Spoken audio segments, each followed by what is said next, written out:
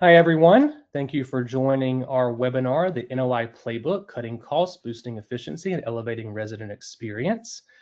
I'm going to give it a few minutes for everyone to hop on. So I'll give it about 1 or 2 minutes before we get started. But thank you again for everyone for joining.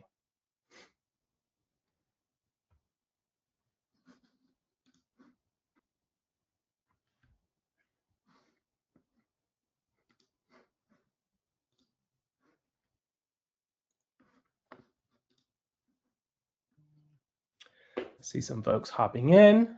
For those who are just joined, welcome again to our webinar, the NOI Playbook. Going to give it a couple of minutes for everyone to hop on. I see some folks still coming into the session. So let's give it a minute or two, and then we'll get started.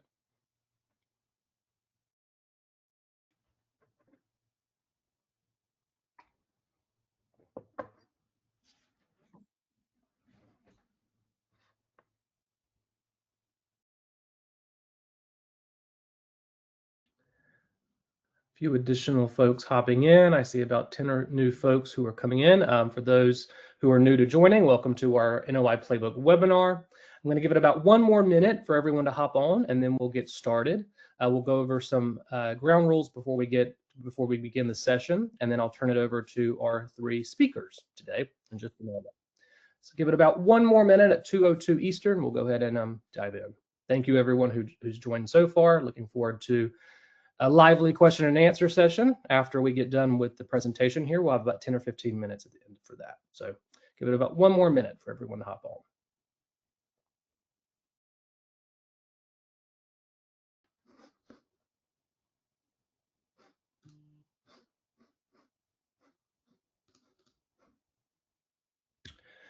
Okay, I think we can go ahead and begin. So welcome everyone to the NOI Playbook, Cutting Costs, Boosting Efficiency, and Elevating Resident Experience webinar.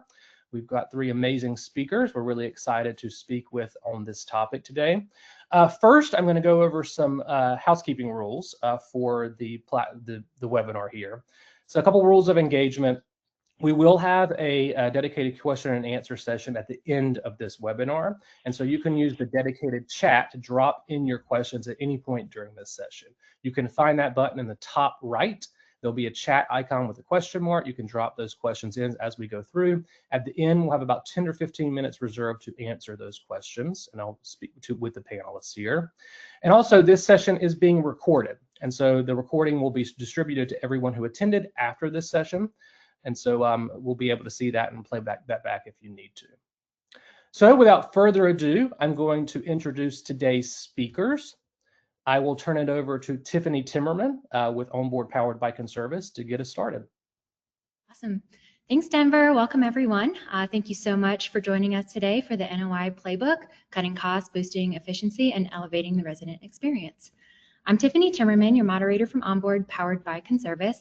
An add-on to the Conservice Utility Management Suite, Onboard is your go-to bulk and internet amenity management platform. We help negotiate, deploy, and manage the lifetime of your internet programs across your portfolio. We've got a fantastic panel for you today, and I'm stoked to introduce them to you ahead of diving into our content. So please give a warm virtual welcome to Michelle Murphy and Ariel Hanson from GoldOller. Michelle and Ariel, it's great to have you with us. Tell us a bit about how your insights and experience driving NOI with GoldOller make you the absolute perfect pair for today's topics. Thanks so much, Tiffany. As Tiffany said, my name is Michelle Murphy. I am the Director of Asset Management at GoldOller. So we are actually made up of GoldOller, where me and Ariel are at, and we have a sister company, MMS, that focuses on the affordable side. Here at GoldOller, we are market rate, right over 20,000 units, primarily through the Southeast, through Midwest. We are vertically integrated, so the majority of our portfolio, we are owners and managers. Just recently, we have really broken into the third-party game, so we are quickly growing that side of the house as well. We're up to about 20 of our third-party management now. And we really run all of our properties with that same owner mindset. So we are definitely the owner mentality. That is why we are so focused on NOI, anything that affects financials. So I could talk on this for much, much more than an hour, but we are going to try to fit in our best tips and tricks here. So with that, I will hand it over to Ariel to introduce herself, and then we can get started. Yes, thanks, Michelle. So my name is Ariel Hanson. I am Director of Operations at GoldOller. So I oversee the operations across multiple markets, and I work very closely with our on-site and regional teams to implement strategies that really can help us drive efficiency and improve the resident experience while also, of course, enhancing NOI. My focus is always on making sure that our technology and our processes, they're not just like changes that we put on paper, but we actually embed them into our daily operations in ways that do multiple things: free up cost, reduce the staff time. But ultimately, you know, our core purpose in everything that we do is to strengthen the resident satisfaction. So I oversee our regional teams and our operations directly. I work very closely with asset management. So this is definitely something that we're really excited about, and we can't wait to talk to you about today. Awesome, powerhouse duo right here. Let's quickly set the stage for today's discussion then. We all know the multifamily market is facing some headwinds. We've seen rent growth slow, operating costs continue to climb, and competition for residents is as fierce as ever. This environment puts incredible pressure on owners and operators to maintain and grow net operating income, or NOI, while still delivering a top-notch resident experience. That's why we've titled the discussion, the NOI Playbook. Our goal today is to provide you with a practical, actionable guide to navigating this thin margin environment, and we'll be talking about how to uncover hidden savings, leverage technology for efficiency, and adapt your operations to succeed in today's market. So let's jump into our first topic, control costs and operational efficiency. Michelle, we'll start with you. In a market where every penny counts, what's one overlooked strategy for uncovering hidden savings in multifamily operations? And can you give us a real world example? Sure. So it's so hard to pick one. This has been my main focus for the last couple of years, is really finding these initiatives that, you know, can affect us portfolio wide. And a lot of these ideas are very easy to implement and are just overlooked, like you said, Tiffany. So one of my, I'm going to do two because I can't narrow it down to one, but two big focus items for me this year. A has been preventative maintenance. Not to say this is completely overlooked. I know we all have our normal preventative maintenance templates, and we go in and we change AC filters and kind of check the boxes. But I've tried to take this a step further and really customize based on the property's needs and where we are bleeding money. So great example I had just come up in the last few months. One of my properties is just plumbing expenses over and over again. You know, we are six figures every single year that we are just spending to repair, to Band-Aid in a lot of cases. And so I wrapped this into the preventative maintenance plan this year for this property. So we actually had an entire site survey done where we identified multiple underground leaks that we knew existed, and our team just did not have the capabilities to pinpoint a lot of these areas. And I don't have the ROI yet. I'm going to collect data over the next 12 months to see what that looks like, but there is no doubt in my mind that that is going to help us, not just on those plumbing repair costs, but with resident satisfaction, getting ahead of these issues, not having to have a work order submitted for this. You know, we already figured out where these leaks were coming from and addressed them before it was even brought to our attention. So that can apply to a lot of cases. You know, AC condensation lines is another great example where, you know, I know it's in our PM templates, but are we really going through and blowing out lines for every unit? So that's another one that I have brought in contracted help for. And again, get ahead of that at the beginning of the season. You are going to eliminate half of your AC work orders. You are going to have your systems running better. You are going to save money and time. So really digging into that preventative maintenance and like I said, customizing it a little bit, not just doing our annual inspections that we kind of just do out of habit every year. The second biggest item for me has really been contracts. I've been very focused on both a national level and a regional level.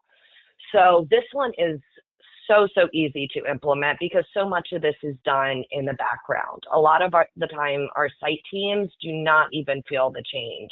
We are taking vendors they use already. They are already ordering from these, or getting their, most of it is supplies, but sometimes landscaping, snow removal, stuff like that.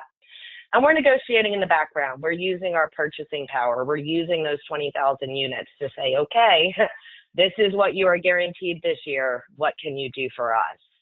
And by having those conversations and really digging in, especially on the procurement side, we have saved tremendously on our unit renovations, on our turn costs. And like I said, no impact to the site team. They are doing the same thing they have done this whole time. We just are getting better pricing. That's a great point. There are more levers than I think a lot of folks may be aware of when passively managing contracts, and a vendor who's partnering with you will often be open to discussing how they can better support your business's needs in the long run. And now we want to cut costs, but we certainly don't want to alienate our residents in the process. So Ariel, following up on that, how do you prioritize initiatives that are designed to reduce costs without compromising resident satisfaction? There's a lot of different ways that we look at this, but when we're prioritizing like cost cutting in our home office and we're brainstorming, I always use like the most straightforward filter, and it's that if a resident's going to feel the cut, it has to deliver value back to them in a way that's tangible and not fluff. And it's really important that we do that. And there's a lot of examples that come to mind.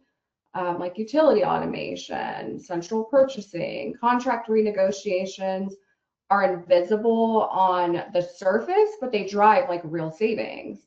And those types of initiatives that strengthen margins without touching the resident experience and really like the employee experience too, because they have to deal with the bashlack of all of this. So I think that that's really valuable. And then on, the other hand, I think that, trimming back amenity hours or reducing staffing coverage, cutting standards, it's immediately felt, and it almost always backfires on us through increased complaints, negative survey responses, our Google scores. So I try to look at it very holistically to where whatever we're doing, if we're cutting a cost, the resident can't feel it, maybe the site teams can't feel it. And then the priority from there really becomes to protect, the satisfaction drivers while also aggressively pursuing these savings behind the scenes. And I always look for areas where efficiencies can have dual wins. I think technology upgrades like smart thermostats or LED retrofits, lower cost, while also like the resident sense like there's an added value to that. So I think there's always a balance to it, especially understanding what touches the resident directly and ensuring that when it does, it's absolutely enhancing the resident experience. Because if it's not, the teams won't buy into it. And if you don't have the team's buy-in, I firmly believe that almost nothing will be successful without that buy-in. I definitely agree. It's a crucial balance to strike. It's always easier to add new value than to reduce an offering. In either case, it does take a good bit of strategic planning to effectively communicate those changes to your staff and residents, like you said. Which begs the next question. How do you evaluate the ROI on these kinds of operational changes, and what metrics matter most to you when you're assessing their impact? Yeah, I think we've touched on some of this already, and it really relates to everything we've been saying. Is there are two sides to the story, and you really need to evaluate both of them. Obviously, the ROI, when it comes to the black and white and the numbers, that's the easiest part. We can all look at financials and say, okay, we implemented this, we grew revenue by X per unit. Very simple, very important. But that's not the only piece to the equation. The other side are all those factors Ariel was just mentioning, your reputation scores, your retention rates, We look at all of that on a positive and negative. So we look at it when we're seeing our return. We also look to see the other side. If it's going backwards, that maybe we need to tweak what we are doing. Maybe that didn't play out the exact way we thought it would. But back to the examples I used earlier with the preventative maintenance, there is a direct correlation between a strong facilities team and your retention rates. So that's there. It just may take a little more digging to actually prove out that return, and it is such an important piece of the puzzle. Should always be considered. Perfect. Yeah, you have to get into the good, the bad, and the ugly. This gives us a clear framework for thinking about ROI. 3 key takeaways being invest in prevention to save dividends in the long run, put empathy for your residents into your decision matrices, and consider the totality of the NOI equation. Now let's shift gears into our next topic, leveraging technology to boost NOI. Michelle, what tech or automation tools have had the biggest operational impact for your portfolio at GoldOller? So yes, we've had a couple big ones the last couple years, actually really 5 years. We've been kind of ahead of the curve with the tech. We are very tech focused. I'd say the first big one was the bulk internet. We were one of the early adopters of doing the bulk programs. You know, we did face a lot of, questions and resident concerns because it was very, very new in the market. And it has been such a win. It is seen as an amenity. Residents are able to move in and have internet right off the bat. They are paying rates either equal or less than market rates if they went and shopped this for themselves. And us on the other side, we average about a $20 delta between what we are paying for the amenity and what we are charging back. So that one we have adopted portfolio-wide at this point. Any new deals, we're able to put it in underwriting right off the bat. It's a very consistent program that, it's very easy for us to see what the charge is going to be, what that market rate we should be charging in, and it's in that 5-year plan right from the get-go. So that one is kind of common practice for us at this point. And anyone not doing that, it's definitely something to look into. It does take a little bit to get it going, but like I said, once you get it out there, your residents will love it. More recently, we are starting to dig into the centralization and AI. Obviously, that is changing on a daily basis right now. There is still so much to come there. I am so excited at just some of the demos I've done and what AI can do now. So I already know that's going to be the next big one. We are just kind of getting our feet wet with that. We are using it, for leasing and delinquency, but I'm really excited to start using that on the back end to help with my audits and stuff that takes me so many hours to do right now. So yes, lots of exciting things coming in the tech world.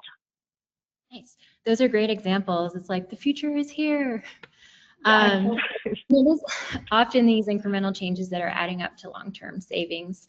And I'm right there with you. One of the key pillars of my success practice is to help customers save time on those types of tedium that like AI and other solutions you're exploring can solve so they can focus on the priorities that will actually move the needle on their business.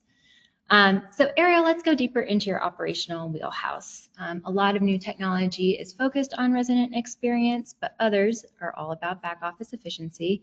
So how do you balance the investment in resident-facing technology versus those back office tools? Yeah, this one is one that I could talk about for days. I think there's like this tech fatigue I know there's this tech fatigue that's really happened post-COVID, but I think in this sense, it's not an either or situation. You have to have both. I always push for balance in getting resident-facing tech like AI leasing tools, mobile facilities or service portals. Like that directly impacts renewals and satisfactions. But if your back office is clunky and disorganized, it's just going to drag your operations. And we've had a lot of really big wins pairing resident-facing tools with back office automation. like invoice workflows. And that has really, freeing up admin hours lets the staff focus on leasing and retention. And I firmly believe that that's where NOI really grows. And also for our community managers, the more that we can free up for them is always going to allow them to focus on maybe higher level things like strategizing on how they can enhance NOI, but also, focusing on the resident experience and why we're all in this industry. But I do think that it has to be a balance when you're really, making decisions, but you do absolutely have to have both in place. Great example of a win-win. And honestly, like you said, if you don't embrace the technology, you'll be left in the dust. It's here and it's not going anywhere. But let's face it, implementing new technology isn't always smooth sailing. So what are some pitfalls to avoid when you're rolling out tech across multiple properties? Yeah, so I've learned so many lessons along the way. Most of these lessons I have learned by doing it the wrong way the first time, and I've figured out a lot of what works and what doesn't. I think step one is education. With any new rollout, it really needs to be communicated, especially to the site teams who are going to be the ones dealing with those resident questions and dealing with any pushback that may come up. And so the more informed they are, especially when it comes to selling it as an amenity, it's very easy when residents see, oh, a new $60 charge for internet, their first immediate reaction is to complain. But when our site teams are educated and they know what the market rate is and they can show the residents that benefit, that goes such a long way. And that's for so many rollouts I've done, different utility charges or the way we're billing back. And they really just need to be armed to be able to educate our residents. I mean, they are that in between what we decide up here in home office and then the residents being satisfied with those decisions. The other piece is consistency, really having your ducks in a row before you do the rollout. It's really easy to see the financial impact and be full steam ahead and want to roll it out tomorrow. And all of a sudden, then you start realizing all these things you didn't think about. And some of those may affect the rollout, may affect the residents' view because there's so many hiccups along the way. And so really having those internal discussions and thinking of everything that could go wrong and figuring out the solution for that before you ever pull the trigger is so, so important. And then trying to keep things as consistent throughout the portfolio as possible. Obviously with having 50 different properties that me and Ariel are looking at on a daily basis, if everybody is a little nuanced, it starts getting a little complicated to keep up with. So as much consistency as you can implement, obviously each property is different. They may have certain needs that others don't, but anything that you can do to make it a one size fits all, highly recommend. Okay, Michelle, curveball follow-up question then, because you did mention that it's worth the investment in the planning and the rollout. About how much time on the front end and during those rollouts do you invest in, kind of maybe give an example of a project? Sure, and that really depends on the list and what type of initiative we're talking about. Some of the easier ones like the contracts that we discussed earlier, that maybe not so much. Maybe we have a couple internal meetings and we can move forward with that. When you are talking about a full lift, like when we did the bulk internet and now, with the centralization, this is months. This is not, you have one call and you all get on for 30 minutes and then we're done. I think centralization, we've been having, bi-weekly calls for the whole year. And we are still just now, doing a couple positions. And the great thing about doing it this way is it's been fairly seamless. We knew exactly what positions we're going to start with. We knew what roles they were going to take off the site team. Still a few unexpected in there always is, but much less than there would have been. And so So yeah, sometimes you were talking half a year of talking and brainstorming and, poking holes in the plan before you really get to the official rollout. Thanks for elaborating. Yeah, you got to plan for the unplanned somehow. Excellent. As much as possible. Okay, if we can pull up the takeaways, let's go ahead and summarize. And again, don't worry about taking notes. Our amazing marketing team is going to put all this knowledge at your fingertips after the webinar. But first, we'll start with threading the needle on revenue and resident experience with a value-adding amenity like bulk internet. Balance back office tech with automation that improves the resident experience. And then finally, standardize how you deploy new initiatives in order to achieve your required and desired strategic outcomes. Like Michelle said, worth every minute. So let's move on to our final topic before we open it up to questions. And when you put it all together, it really is pretty much a summation of the first two topics. Let's get into resident experience and retention. Ariel, how are you currently collecting and acting on resident feedback? Oh, we take so many different layers. It's a layered approach. One, we're actively monitoring our reputation scores, our Google scores, Aura scores, alongside of survey data. And we do our best to spot patterns, but on top of that, where I've seen a lot of value is that, our CRM, we're leveraging AI within our CRM to do constant pulse checks with our residents. And it's turned out to be very successful because with that layer of AI, if they have a question about the internet or about trash or how it works, they're not only going to answer it, but they're going to also follow up with them on their response and if they're satisfied with the way that is. So I think, leveraging AI, monitoring your Aura scores, but, your retention stats, like that's the proof in the pudding. Your retention rates are going to be the source of truth. And if you notice that your retention rates are starting to drop, I mean, it's an obvious opportunity to step in and pivot something in what you're doing and look at those survey scores. But tracking sentiment from resident interactions, service requests, any kind of communication, it gives us like an opportunity to look at early signals if the satisfaction is slipping. I mean, I have a regional who she just started overseeing a different portfolio. In her old portfolio, she's still getting notifications, and she sent me an email and was like, I just want to let you know that this property got 10 negative Google reviews. And come to find out it was trash related. So I step in and I want to understand what the issue is. I look at the photos and you have to intervene. So I think that that's, always going to be part of just like the organic process, but it's proactive touch points. That's what we'd all love to get to. We want to do like a 6-month phone call once they've lived there for 6 months and having like some sort of AI technology to give us predictive analytics. Like this resident's put in 17 service requests, they're unlikely to renew, or this resident's put in 5 work orders for their AC, you probably need to replace it.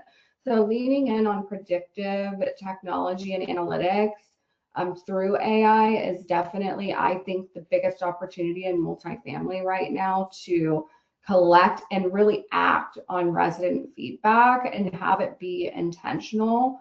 But it ultimately comes down to combing through all of the tech-driven insights with a genuine connection and intention. We do try to address issues early and protect the renewals before they're at risk.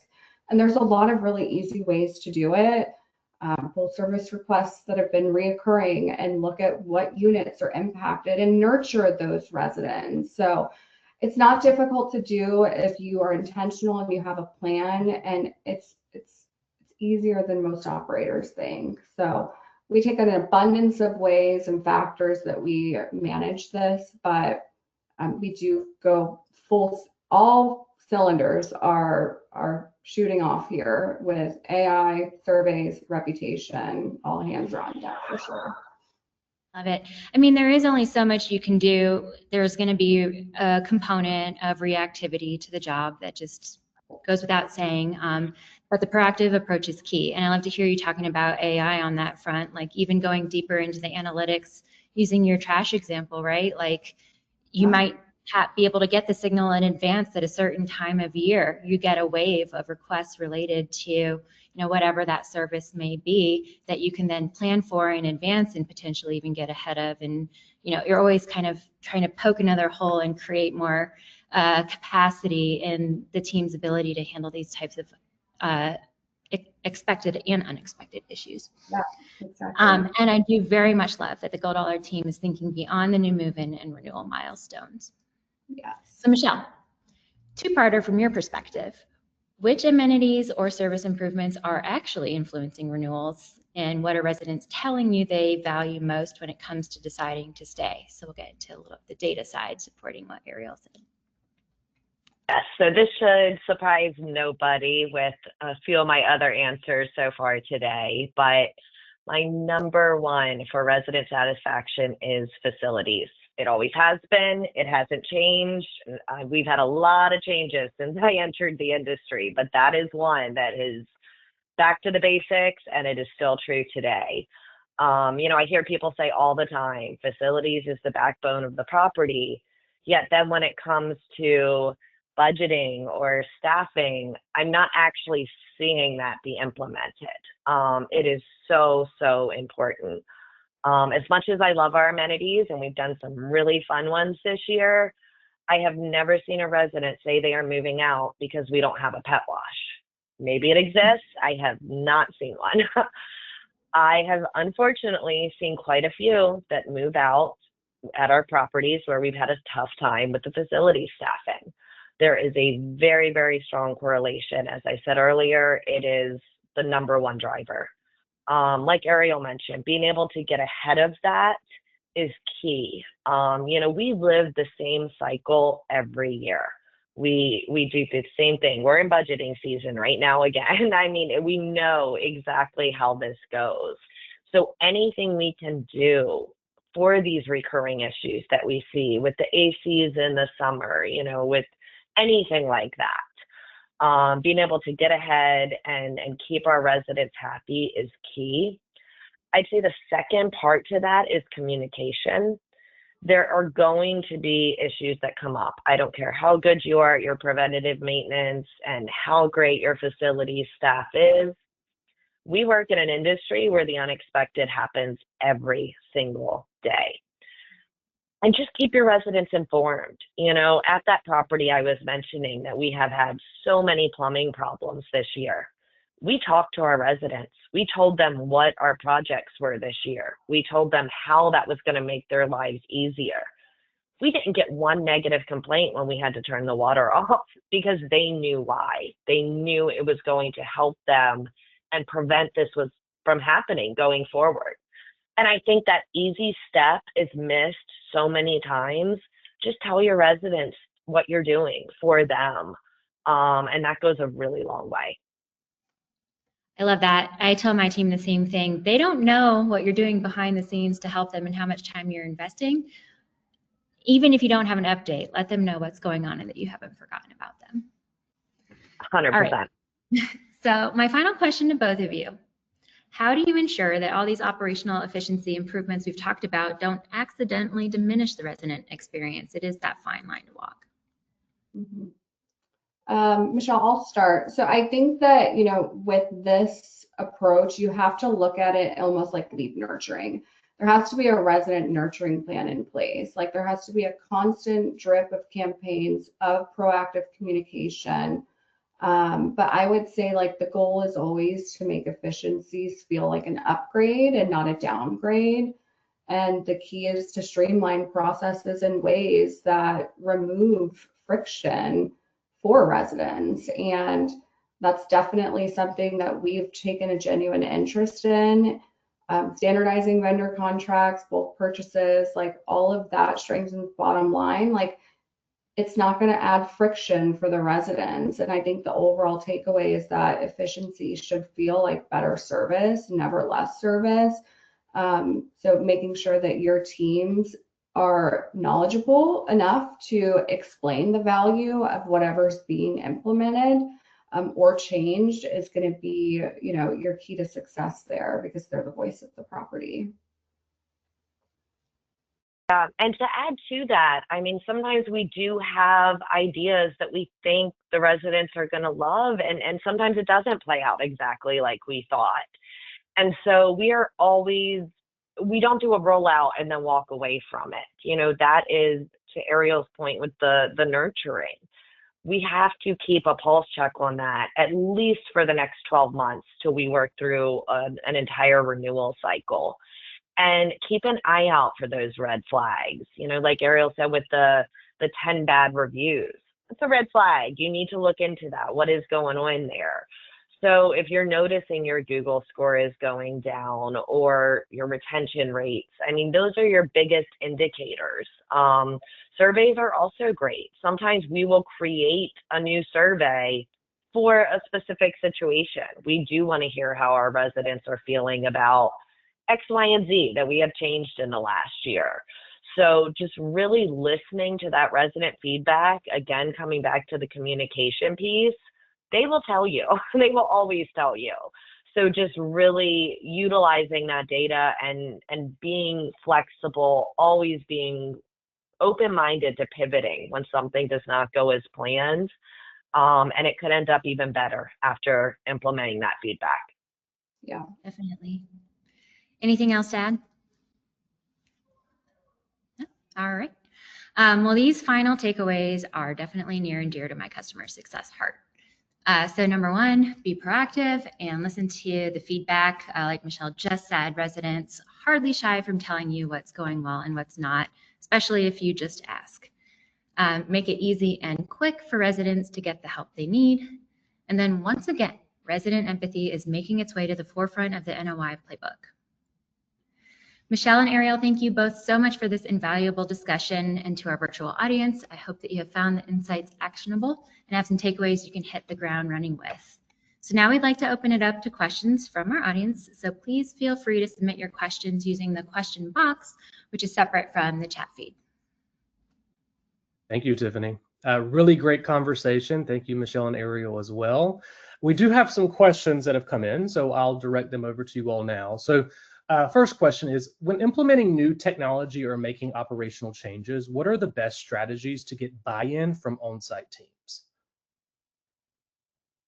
So I actually feel like we did a really good job of this, Michelle. Like PurePoint comes to mind where we had the buy-in.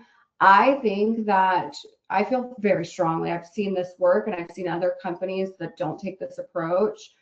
Getting the buy-in from the team starts with that technology partner, that vendor. And if that vendor doesn't have a nurtured relationship on a constant drip with that employee, they will not be bought in. They don't want to feel like, another property that's using their services, or this is just another vendor. Like, they want to know that this is John and John's with, Conservice or whoever it is. Like, they know them on a not personal level, but they know them and they have a constant touch base with them and they listen to them. I think that for all of our products, like without our partners having that connectivity with the actual on-site teams, I don't feel that a lot of our tools will be successful, because their buy-in, it drives the bus for us. If we just have a product that we piloted, the teams weren't bought in, and I told our director of training, we pull it. This company didn't take that time to really build that connectivity with our on-site teams. And I do think that that's part of it being successful, but they also need to understand every aspect of the product, but more so why we are doing it. It can't be like, oh, GoldOller, we're just rolling this out because we have to make more money. Well, no, we're rolling it out because we're falling short here and we're going to make up for it here. And at the end of the day, we don't live in a perfect world, and the ends have to meet, and this is how we're doing it. And allow them an opportunity to have a voice and say, well, I don't maybe like that way. What if we tried this? Because we had a property manager once say, I don't want to do valet trash, but I'll roll preferred parking out. We did this in Atlanta, Michelle. I'll do preferred parking and I'll bring you $50K in revenue in the first year. And they did it. And we listened and we took that advice. So I think it's a few different things and angles. Let your site teams have a voice. They're the most important people in our operations. And then make sure that all of your partners and your vendors take that genuine interest with the site teams as well. And sorry, that was long-winded. No, that's fantastic. I was going to say, I don't have anything to add to that one. That was perfect, Ariel. A couple more questions coming into. Another question, and Michelle, I can direct this over to you. When we were talking about technology programs, what specific technology programs do you recommend? Sure. So I've got a few. I think we talked about the bulk. That one has been so good for us. I mean, the relationship piece, the taking the heavy lift off the site team. If we did not have Onboard's help with the rollouts back then, I think it would have gone a very different direction. We did have lots of questions come up. This was so new. And to be able to have our dedicated property rep, that it's not someone different all the time. It's, the manager is talking to this person, the residents are talking to this group of people. And it really did make it seamless. It didn't put a lot of work on our site teams. They did have to be informed. They did have to understand what we were now offering, but they weren't out there calling the residents or adding all these charges. Like, it was very, very easy for them. Another big partner for me is our utility billing. So at this point, I think majority of operators use some type of utility billing, but I don't know how much of a relationship is there. For me, my utility billing rep is like one of my best work friends. I talk to her every single week. We have dug in together to find areas for opportunity. She flags me when bills are higher than they should be historically. Getting that relationship, going back to that point of how important that is. I do not feel like just another company that they work with. There is a level of, let's see what we can do for GoldOller. And just this year, the amount of stuff we uncovered is mind blowing. Just tiny little tweaks that I would not have even thought to look at myself without that help from their side. So, two very strong relationships I still have today that are consistently driving revenue for us. Great, glad to hear that. Another question, kind of in the utility vein, Ariel or Michelle, either one. Have you found any utility savings initiatives that have had a material impact on expenses? Definitely. So we do use a sustainability service. It's actually one of my initiatives for next year is to get our engagement rate a little higher on that, because I'm still working with the site teams and getting them up to speed, but it has been a great rollout this year. It really focuses on any abnormalities in your utility billing. So it really helps to identify leaks in your unit, or maybe it was a billing error and we're getting a charge that we shouldn't be getting. But every single day for every single property, we have managed alerts that come through, and it is the team's job to look into them, and then it escalates from there. So just early on, we are already at pushing a six-figure savings with I'd like to say about 20% of our properties really using it the way I'd like to see everybody using it eventually. So you can imagine what that number is going to grow into by the time I work through and do these trainings and continue working on getting that engagement up. So any of those sustainability services with those managed alerts, huge, as long as you get the teams doing their part. Right. Great answer. Ariel, question for you, actually. When there is resident pushback or you're first in the market with a new amenity or program, how do you deal with that resident pushback? So we got this a lot from our residents and our employees, especially in unsophisticated markets where we just maybe purchased a property and they didn't have bulk internet, or they didn't have valet trash, or whatever the case may be. We had to really frame it and support it, back it up as a value add and not a surcharge.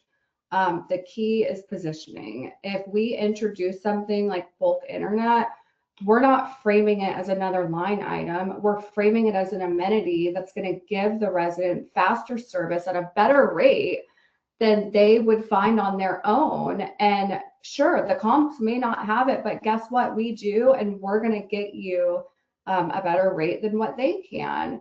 We also point to the convenience. I think that that's largely underrated. Moving is extremely stressful for sometimes our teams if they have a lot of move-ins coming, but mainly for the residents. So framing it as a convenience, it's set up on day one. There's no waiting for a technician. There's no separate bill each month.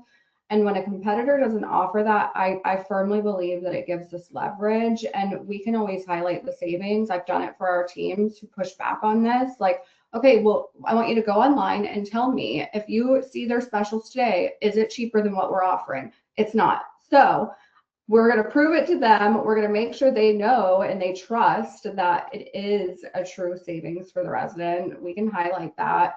The convenience factor is easy. And if there's initial pushback, we're just always going to lean in on the data from reputation surveys and renewal trends. And if push comes to shove and that is the case, we'll pivot. But most of the time we don't have this experience because I think we take our time. Like Michelle, sometimes it may take us months to roll a product out because we want to take our time doing it. And when it comes to roll out, we're going to roll out large.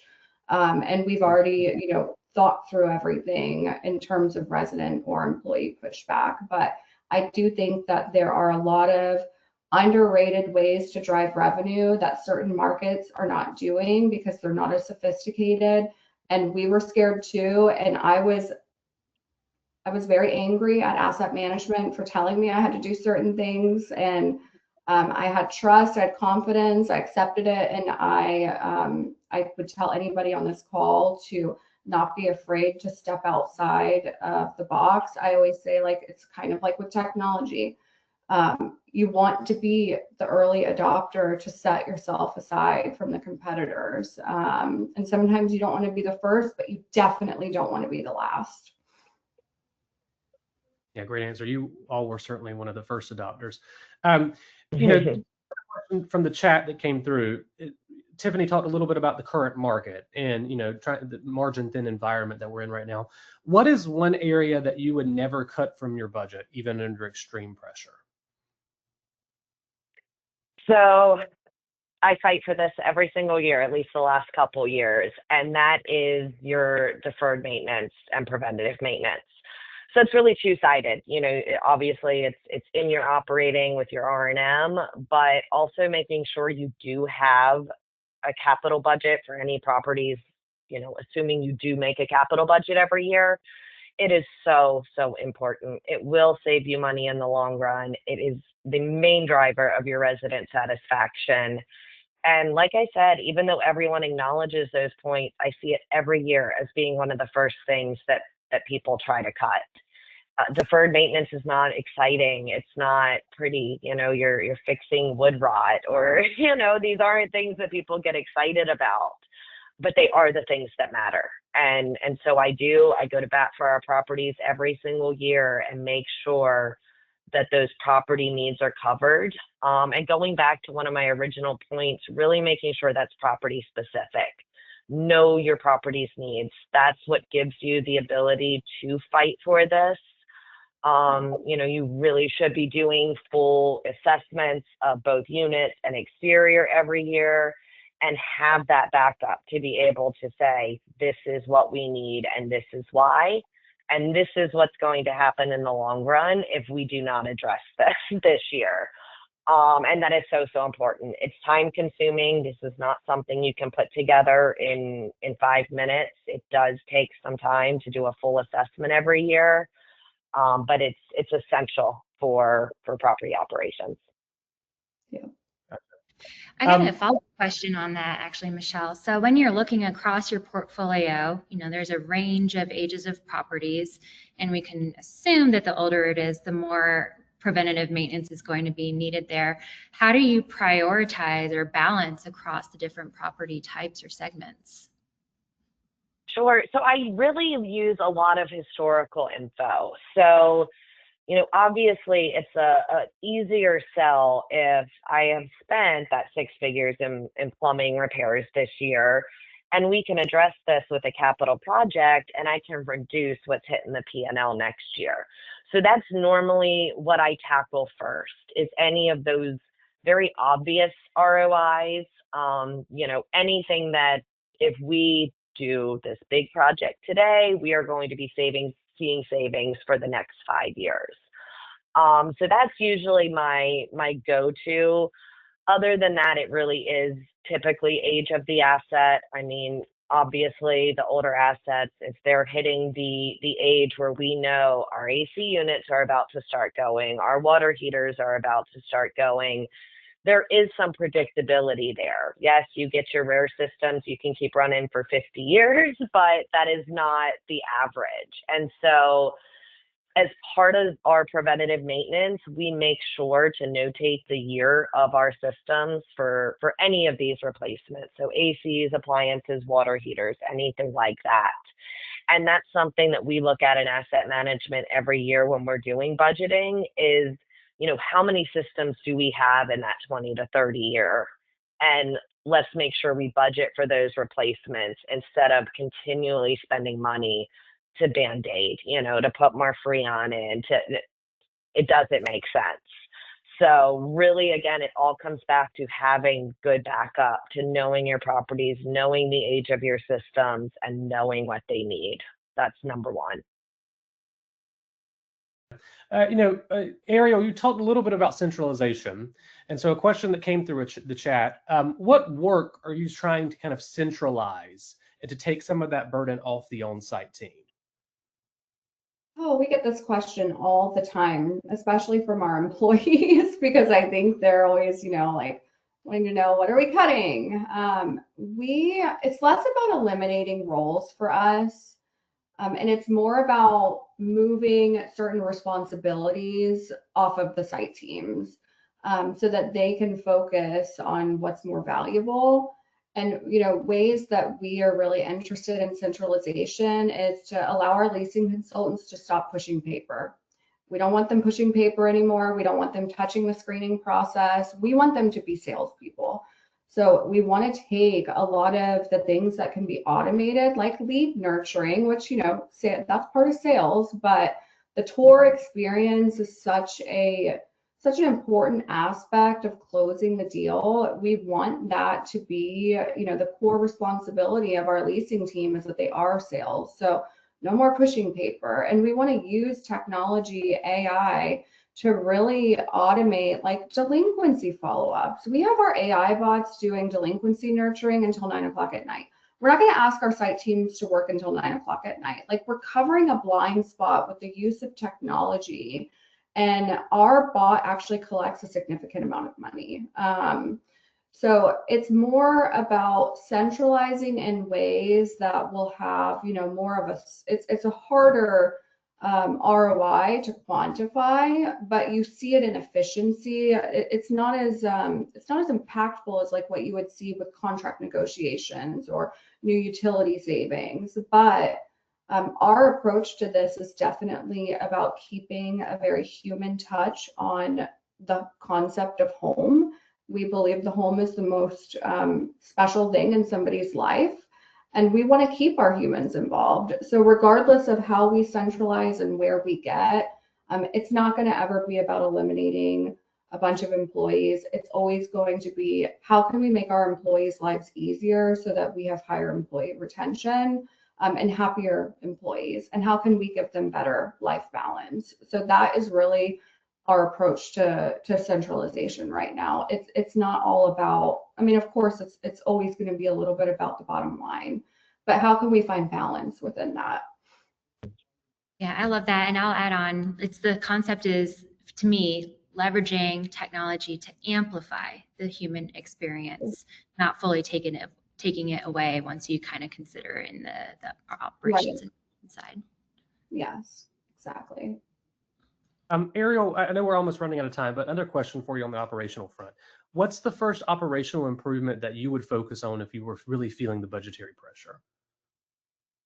I would say probably contract negotiations. I mean, if we have a property, we have this right now, we just took over a portfolio of 5 new assets and we have to find a way to save money. And we're going to do that by contract negotiations. We have a lot of leverage in this. And I tell my regionals this all the time, like, ask for this. And they look at me like I'm crazy. And then they ask for it and they're told yes. And their mind is blown. I think that there is so much value in contract negotiation. And I'll be honest, like, I think in multifamily, it's something that as a whole, we don't do a great enough job at.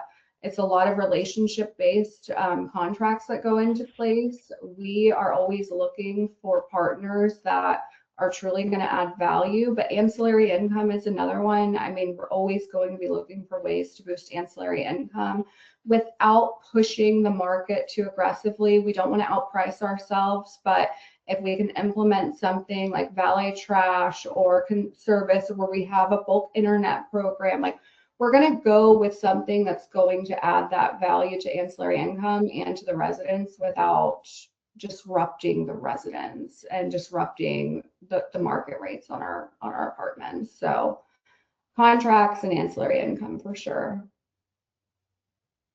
Gotcha. And then we have a few minutes left. I think we've answered all the questions that came in from the chat. Tiffany, Ariel, Michelle, any final thoughts before we jump off here?